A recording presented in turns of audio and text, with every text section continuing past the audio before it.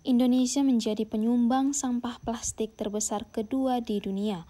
Sampah plastik Indonesia dapat mencapai 64 juta ton per tahun. Menyikapi akan kenyataan ini, Mobipada memilih untuk membuat sedotan dari bambu aur dan rumput bambu untuk meminimalisir penggunaan plastik di Indonesia.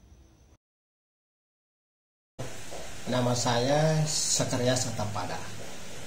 Bisa dipanggil Saka atau bisa dipanggil Om Mobipada. Saat ini saya lagi usaha untuk sedotan sebagai salah satu alat untuk jadi bahan ramah lingkungan.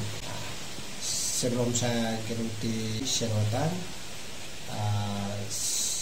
pernah saya bekerja di rumah ekologi, namanya WWF. Jadi sebuah lembaga yang bergerak di bidang konservasi alam, dan kurang lebih 28 tahun pekerjaan saya setiap hari itu sebagai community development.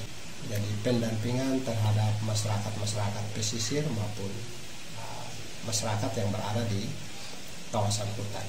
Ya, bermodal pada pengetahuan dan pengalaman selama berada di WWF, maka saat ini saya coba ingin kembangkan itu di mana saja ketika saya berada, terutama untuk kampung halaman, ya kita tuangkan hal-hal yang baik, dan itu kalau ada respon balik dari orang-orang tua atau yang ada di kampung, bersaudara semua, maka kita sama-sama siap untuk mendukung sebuah gerakan yang kita rasa bahwa akan mendatangkan bagi beberapa sisi, aspek lingkungan juga lestari, aspek kemanusiaan, dan aspek untuk perekonomian juga bisa jalan. Yang pertama itu saya punya pengalaman buruk waktu makan di rumah makan. Itu ada sedotan plastik memang. Jadi waktu kita pesan SD ada sedotan plastik, tapi tanpa sadar ketika kita ke belakang ternyata sedotan itu digunakan lagi. Sedotan plastik yang tadi cuci lagi, kalau itu dipakai lagi itu kan berarti ini berbahaya.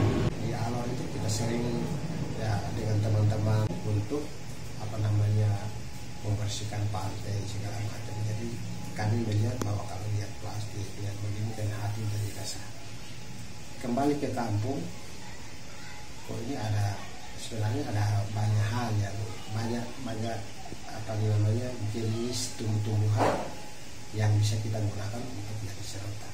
Cobalah buka YouTube, dari buka YouTube, ya ini banyak sekali yang bisa. Nah, sementara potensi itu juga ada di kampung, bahan baku tersedia di kampung, tapi ini hanya dimanfaatkan untuk kami di kampung itu kalau sedotan dari bambu aur ini untuk bikin dinding, ya bisa juga buat suli untuk anak panah, tapi untuk sedotan dan lain-lain itu belum digunakan. Nah, ini yang saya coba dorong supaya setidaknya di kampung juga memang ada pekerjaan pokok sebagai petani, tapi setidaknya nilai-nilai konservasi juga ada di dalam, lalu dari sisi pendapatan ada pendapatan tambahan.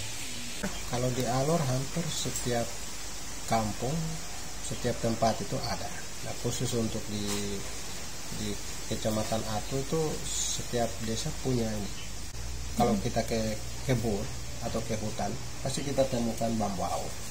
Pertama itu survei lokasi, lalu pergi foto, bawa datang ke tempat produksi, dijemur 1-2 hari, lalu mulai potong sesuai dengan ukuran 20 cm, kadang 25 cm. Setelah potong dikumpulkan, lalu mulai dibersihkan itu bisa dengan kertas pasir.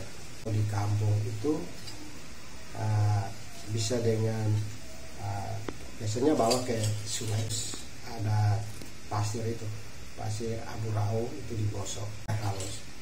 Nah, setelah itu dicuci lagi, dibersihkan semua dalamnya, nanti kita masuk penjemuran lagi, baru kita rebus itu maksudnya supaya bakteri di dalam itu juga kalaupun ada itu bisa hilang. Mau jemur itu bisa 2-3 hari.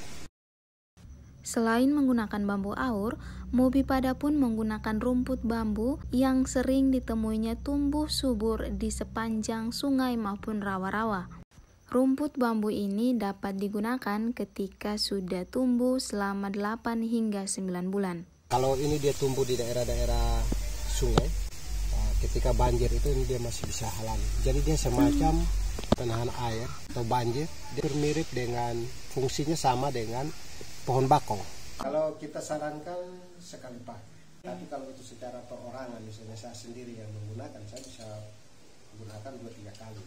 Asalkan setelah kita pakai, kita harus steril lagi. Sama lingkungan, karena kalau kita buang, dia akan hancur. Kalau sedotan plastik itu sampai kapanpun tetap jadi plastik. Kemasan sedotannya pun dibuat dari anyaman bambu guna memberdayakan sumber daya alam dan sumber daya manusia yang ada di kampung halamannya Alor. Nah, kita berharap kalau dengan kerajinan dari mama-mama melalui bakul atau tempat sedotan, berarti setidaknya di kampung kita sedang sebarkan soal masalah lingkungan juga. Jadi masalah sampah segala macam kita informasikan di kampung, dan itu menjadi satu pengetahuan bagi masyarakat lokal. Yang kedua, dari sisi pendapatan ekonomi, ada pendapatan tambahan dengan menggunakan sumber daya alam yang tersedia. Sementara ini belum ada.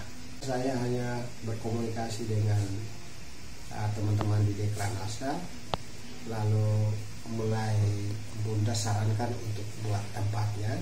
Nanti tempatnya kalau sudah jadi saya akan ketemu apakah cocok tidak. Konsep ke depan adalah kalau misalnya ketika ada permintaan banyak, maka tentu setiap petani atau setiap orang sudah harus tanam bambu aur di masing-masing lahan.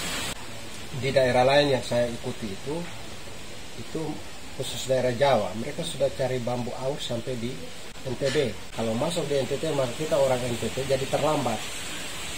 Nah, barang kita, milik kita, tapi digunakan oleh saudara dari daerah lain.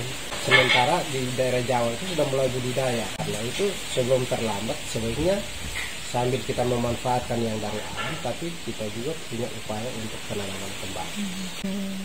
Nah, kalau dari daerah lain masuk ke NTT, sementara orang NTT yang punya potensi sumber daya, biarkan begitu bagaimana? Ayo mari kita coba untuk budidaya juga.